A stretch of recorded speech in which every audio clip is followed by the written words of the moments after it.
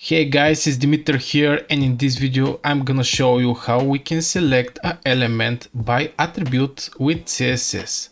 And of course, if this is your first time here and you're focused to improving coding skills, start now by clicking the subscribe button and the bell notification so you don't miss any future video. Now let's jump to a video.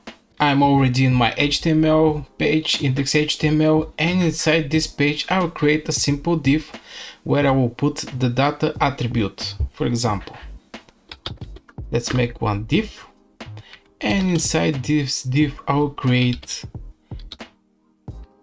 data, and here I will write example, for example, and it will be equal to something.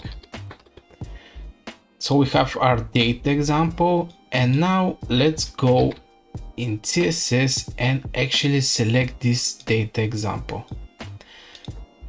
We do it like this, and inside I will write the data example. So we already have select our div element like this with the data example. Let's open one curly braces and let's put some style so we can actually see that actually happen.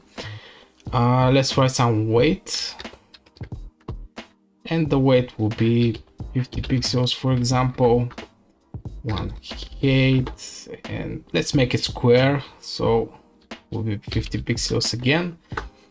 And let's make one background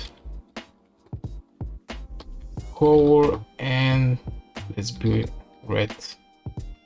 Save it, and just to separate the files so you can actually see what we actually done, we take this, the data example, we select it in our CSS file over here, style CSS, where we import basically over here, and we put some weight and height and background color.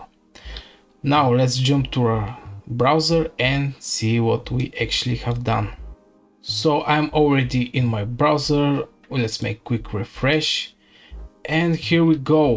We have our div. If we inspect it, we see we have our data example attribute here, and we select this data example in our style CSS file over here.